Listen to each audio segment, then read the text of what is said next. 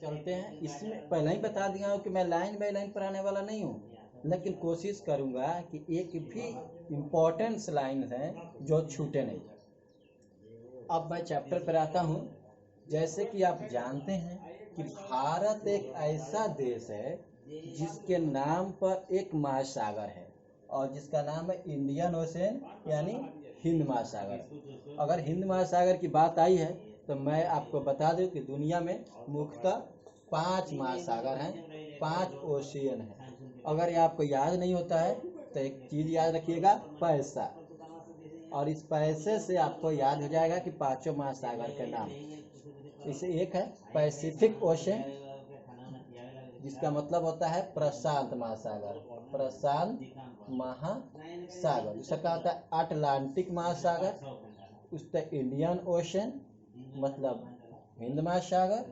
एक होता है साउदर्न ओशन, साउदर्न ओशन जिसको हम लोग दक्षिणी महासागर भी बोलते हैं। एक है आर्टिक ओशन यानी आर्टिक महासागर। दुनिया में 5 महासागर है।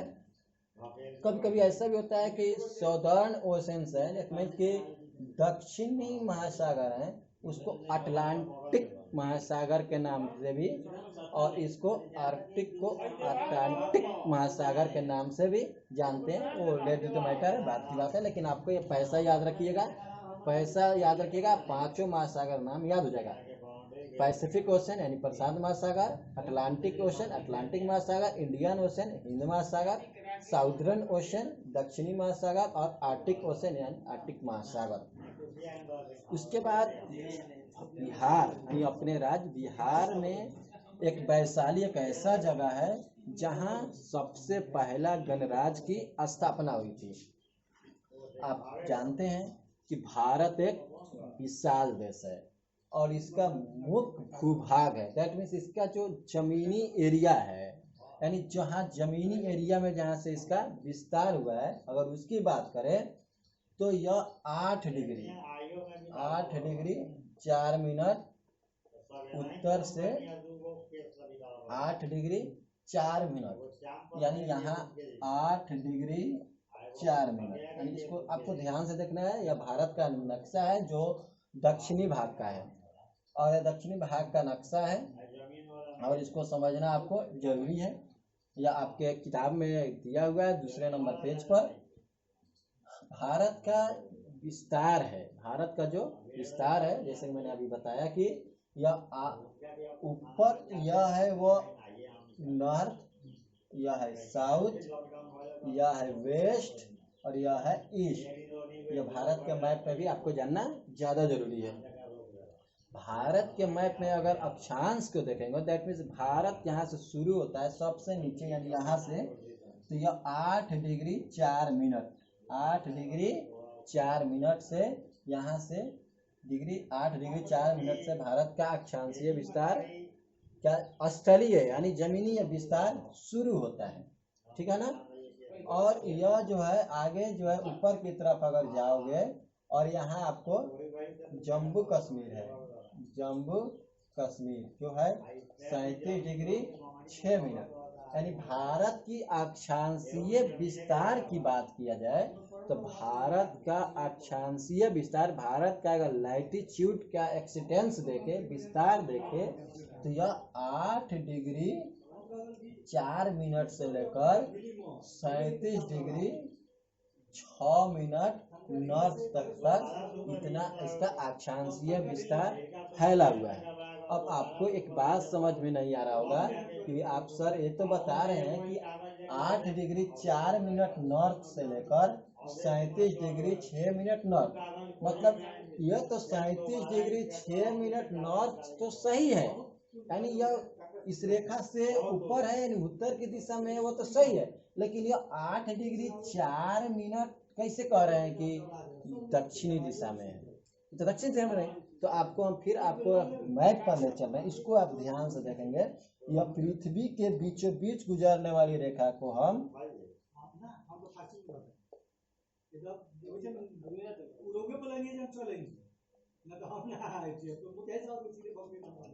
और इसको आप देखेंगे कि यह पृथ्वी के बीचों बीच वाले रेखा को हम इक्वेटर बोलते हैं। और इसके ऊपर जो है उसको हम बोलते हैं नॉर्थ, और इसके जो नीचे उसको बोलते हैं साउथ। और भारत की बात करें तो भारत यहाँ है, तो भारत यहाँ है, तो भारत यानी इक्वेटर के ऊपर है, इक्वेटर के ऊपर है। जब इक्वेटर के ऊपर होगा तो यहाँ 8 डिग्री 4 मिनट उत्तर, और यहाँ जम्मू कश्मीर की बात करें तो यह है आपको 37 डिग्री 6 मिनट उत्तर। और यानी कुल मिलाकर हम कहें तो इक्वेटर के ऊपर वाले जो भाग हैं उसको हम उत्तर, और इक्वेटर के नीचे वाले जितने भाग होंगे उसको हम दक्षिण बोलेंगे। अब आते हैं इसके देशांतरीय विस्तार पर। भारत का देशांतरीय विस्तार 68 डिग्री 7 मिनट। अब देखो यहाँ पे हम देखें कि इसके ऊपर वाला को उत्तर और इसके नीचे वाला को दक्षिण बोलते हैं। सेम उसी तरीका से इस लाइन के इधर, यानी इस लाइन के जो दाहिने साइड लाइन होगा उसको बोलेंगे हम लोग ईस्ट, और इस लाइन से इधर की बात करेंगे उसको बोलेंगे वेस्ट। और सेम कंडीशन देखते हैं तो इस लाइन से भारत किस दिशा में है? पूरब दिशा में है, पूरब दिशा में, इसीलिए इसका अक्षांशीय विस्तार भी जो होगा वह पूरब दिशा में होगा। तो भारत का जो देशांतरीय विस्तार है, ध्यान से समझिएगा, जिस तरह भारत का अक्षांशीय विस्तार 8 डिग्री 4 मिनट से लेकर 37 डिग्री 6 मिनट की बात करें तो यह दोनों क्या है? तो दोनों आपको उत्तर है। तो क्यों उत्तर है तो आप क्लियर समझ में आ गया होगा। अब बात करते हैं इसके देशांतरीय विस्तार का। तो देशांतरीय की विस्तार की बात करेंगे तो प्राइम मेरिडियन जो है यानी प्रधान मध्याह्न रेखा, तो पूरा भारत प्राइम मेरिडियन से किस दिशा में है? पूरब दिशा में है। सेम इसी तरीका से भारत का देशांतरीय विस्तार की बात करेंगे तो इसकी शुरुआत भी पूरब से है और इस समाप्त भी पूरब में है। यह जो गुजरात है, तो गुजरात की शुरुआत भी पूरब से हो रही है, और यह अरुणाचल प्रदेश भी भारत के जो अरुणाचल प्रदेश राज्य है वो भी इसका पूरब है। तो इसकी शुरुआत जो हो रही है वो 68 डिग्री 7 मिनट से पूरब से लेकर 97 डिग्री 25 मिनट पूरब दिशा में पड़ा। यानी अगर कोई कहे कि भारत का अक्षांशीय विस्तार के बारे में बताएं तो भारत का अक्षांशीय विस्तार 8 डिग्री 4 मिनट से लेकर 37 डिग्री 6 मिनट उत्तर और 68 डिग्री 7 मिनट से लेकर 97 डिग्री 25 मिनट पूरब की तरफ फैला हुआ है। अगर कोई कहे कि भारत भारत किस दिशा में है तो भारत एक उत्तर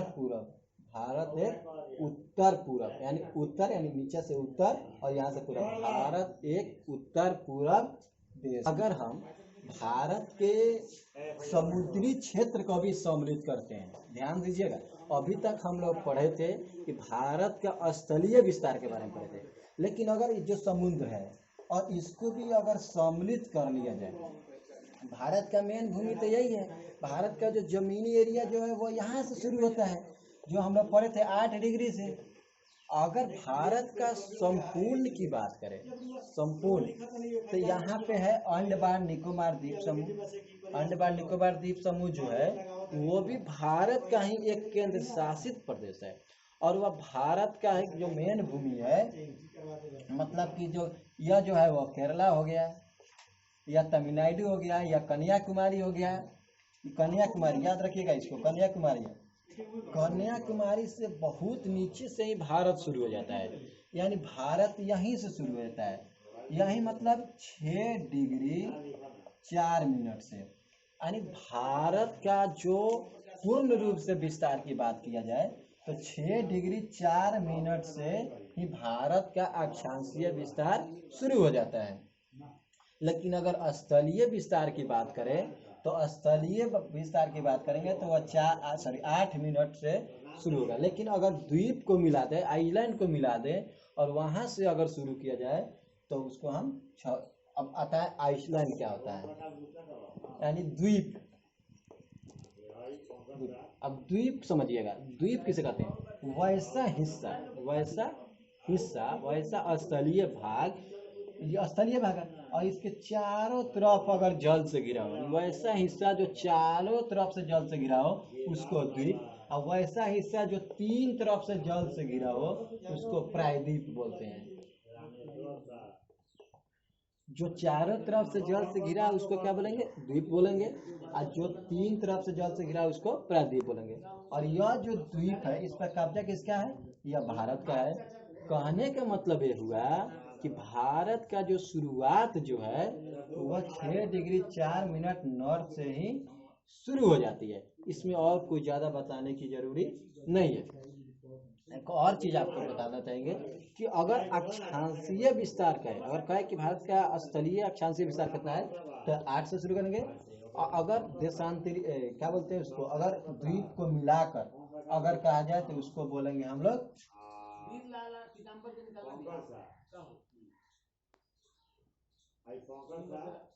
अभी हमने आपको एक चीज बताया था कि भारत यानी यह धरती है विषुवत रेखा से 23.5 डिग्री 23.5 डिग्री नॉर्थ से गुजरने वाली रेखा को हम बोलते हैं कर्क रेखा। तो भारत के बीचों बीच यानी भारत के बीचों बीच गुजरने वाली रेखा को कर्क रेखा कहते हैं। यानी कर्क रेखा तो हम लोग वर्ल्ड के मैप पे पढ़ लिए थे, पृथ्वी पर पढ़ लिए थे, लेकिन कर्क रेखा जो है वह भारत के बीचों बीच से होकर गुजरती है। यानी कुल मिलाकर कहा जाए तो कर्क रेखा जो है वह भारत को 2 बराबर भागों में बांटती है। यह कितना डिग्री पर है? यह 23.5 डिग्री नॉर्थ पे है। कोई पूछे कि कर्क रेखा कितने डिग्री से होकर गुजरती है तो वह 23.5 डिग्री नॉर्थ से होकर गुजरती है। और यह भारत को कितने भागों में बांटती है? भारत को 2 बराबर भागों में बांटती है। इसलिए इसके ऊपर की जो एरिया है इसको बोलते हैं उत्तरी भारत और इसको कहते हैं दक्षिणी भारत। इसको आम भाषा में हम लोग बोलते हैं साउथ, शॉर्टकट में साउथ, और इसको शॉर्टकट में हम लोग नॉर्थ बोलते हैं। वही अगर हम बात करें भारत में बहुत सारे एरिया हैं, इसको समझने की बात है। मैंने आपको बताया कि यह जो लाइंस जो है, यह जो कर्क रेखा है वह भारत के 2 बराबर भागों में बांटती है। और मैं ये भी बताया हूँ कि इसके ऊपर जो रेखा क्षेत्र है उसको हम लोग उत्तरी भारत और इसका जो नीचे जो है उसको हम लोग दक्षिणी भारत के नाम से जानते हैं।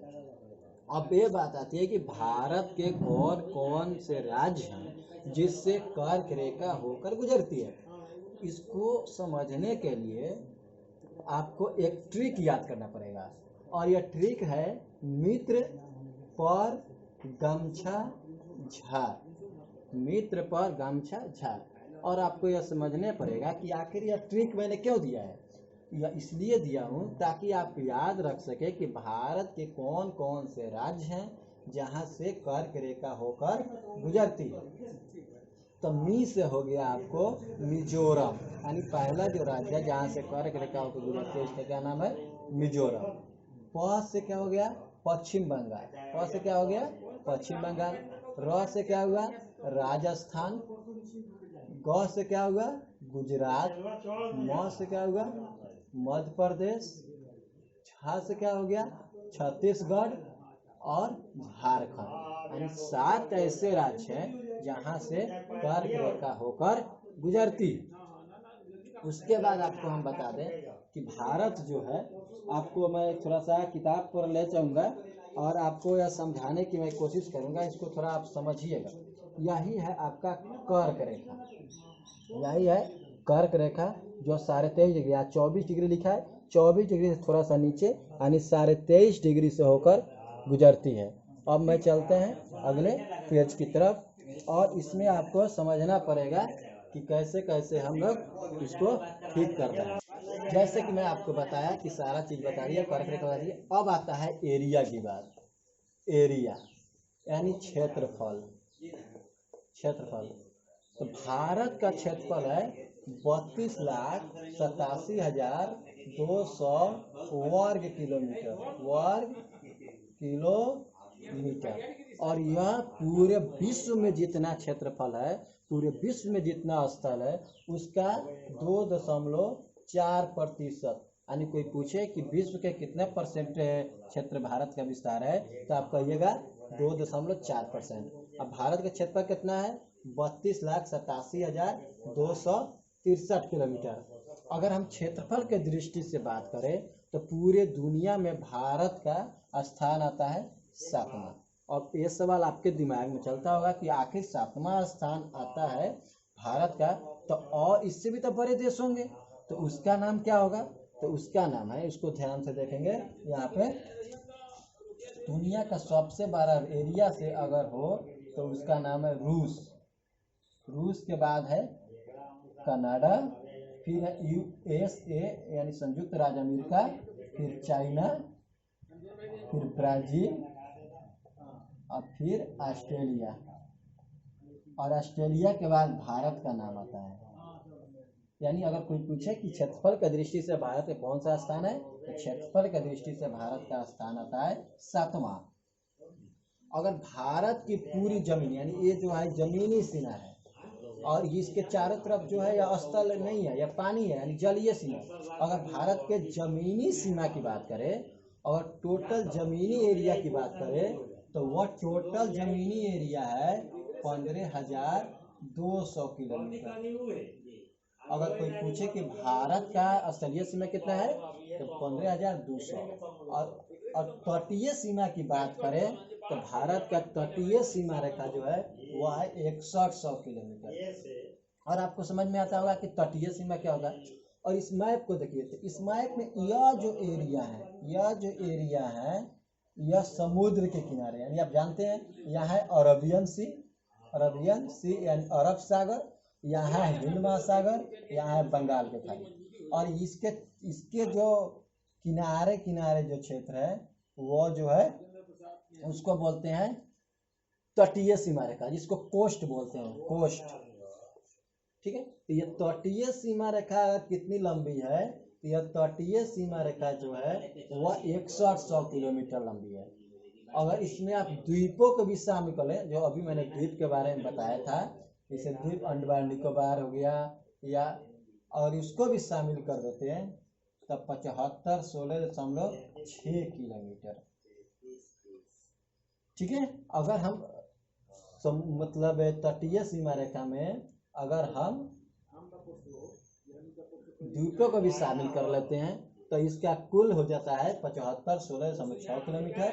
अगर द्वीपों को छांट देते हैं तो इसका लंबाई है 6100 किलोमीटर। और स्थलीय सीमा रेखा की बात करें तो वह है 15,200। यानी टोटल हम कहें तो तटीय सीमा रेखा की लंबाई से स्थलीय सीमा रेखा की लंबाई लगभग दुगुनी है, यानी डबल टाइम्स है, डबल टाइम्स। अब हम थोड़ा सा इम्पोर्टेंट चीज पर आपका ध्यान खींचेंगे कि यह भारत है और इसके बारे में मैं आपको बता दिया, यह तटीय है, उसके बाद स्थलीय वाला भी बता दिया।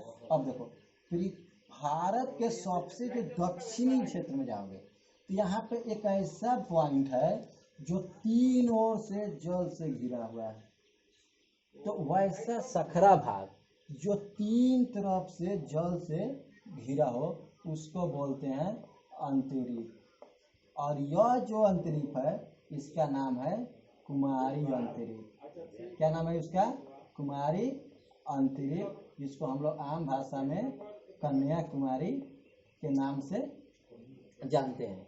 यानी वैसा सखरा भाग, वैसा उभरा भाग जो 3 तरफ से समुद्र से घिरा हो, वैसे भाग को हम बोलते हैं अंतरीप। और उसी को हम बोलते हैं हम कुमारी अंतरीप यानी कन्याकुमारी। अब थोड़ा सा इस पे हम आपका ध्यान लाएंगे। जो मैंने शुरुआत किया था तब भी आपको बताया था कि लॉन्गिट्यूड क्या है और लैटिट्यूड क्या है, इसके बारे में बताया था। तो पृथ्वी के बीचों बीच गुजरने वाली रेखा को हम क्या बोलते हैं?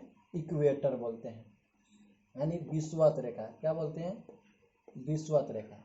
और जो पड़ी हुई लाइन है यानी ऊपर से नीचे की तरफ जो लाइन आ रही है उसको क्या बोलते हैं हम लोग? Longitude line. यानी ईस्ट से वेस्ट की तरफ जाता है, यानी ईस्ट है ये और यहाँ से यह इधर की तरफ जा रहा है, इधर की तरफ जा रहा है। तो ईस्ट से अगर वेस्ट की तरफ जा रहा है उसको हम बोलते हैं लॉन्गिट्यूड। और जो ऊपर से नीचे की तरफ आ रहा है, फिर यहाँ है, फिर यहाँ है, फिर यहाँ है, फिर यहाँ है, और नॉर्थ से साउथ की तरफ जो जा रहा है उसको हम बोलते हैं अक्षांश। अब सवाल यह है कि आखिर मैं ये सवाल को क्यों उठाया, तो इसको समझने के लिए थोड़ा सा बताना चाहते हैं कि लॉन्गिट्यूड जो है यानी जो देशांतर जो है वह टाइम को इंडिकेट करता है, यानी समय को इंडिकेट करता है। और ये जो अक्षांश जो है, यह जो लैटिट्यूड जो है, यह टेम्परेचर का स्थिति बताता है। लैटिट्यूड क्या बताता है? टेम्परेचर की स्थिति। यानी यह जो विषुवत रेखा है, विषुवत रेखा से हम जैसे जैसे दूर जाएंगे ना तो हमको टेम्परेचर लो मिलेगा, और जैसे जैसे दूसरा एरिया से हम लोग विषुवत रेखा के नज़दीक आएंगे वैसे वैसे टेम्परेचर ज़्यादा होता जाएगा। यानी यह जो एरिया है ना, यह काफ़ी गर्म एरिया है, और इससे जैसे जैसे ऊपर की तरफ जाओगे वैसे वैसे टेम्परेचर कम होता जाता है। अगर भारत की बात करें तो भारत का जो ये क्षेत्र है, यानी जाड़े के दिनों में भी यह जो क्षेत्र होता है ना, यानी तमिलनाडु, केरल, यह जो क्षेत्र है ना, यहाँ पे इतना ज़्यादा गर्मी पड़ती है कि लोग आसानी से ठंडे के दिनों में भी लुंगी गंजी पर घूमते नजर आते हैं। लेकिन वही उसकी तरफ जैसे दूर जाते हैं, यानी जम्मू एंड कश्मीर के पास अगर पहुंच जाते हैं तो वह हमारे से काफ़ी दूर है, यानी विषुवत रेखा से वह दूर है। किसकी अपेक्षा? तमिलनाडु की अपेक्षा। इसलिए वहाँ के जो लोग होते हैं वह गर्म कपड़े में लिपटे होते हैं। अगर हम लॉन्गिट्यूड की बात करते हैं तो यह हमें समय के बारे में बताता है, और एक देशांतर यानी एक लॉन्गिट्यूड पार करने में पृथ्वी को 4 मिनट का समय लगता है। यानी एक देशांतर पार करने में पृथ्वी को कितने मिनट लगता है? 4 मिनट। अगर भारत के विस्तार की बात करें तो यहाँ है कक्ष 8 डिग्री 4 मिनट, ठीक है ना। यहाँ है 37.6, यहाँ है कक्ष, और यहाँ है अरुणाचल प्रदेश, ठीक है। और ये दोनों के बीच जो देशांतरीय विस्तार है वह 30 डिग्री का है। 8 डिग्री 4 मिनट और यह 37। अगर इसको करेगा तो 29 डिग्री के आसपास आएंगे। देशांतरीय विस्तार की बात करेंगे तो यह है 68 डिग्री से, और यह 97।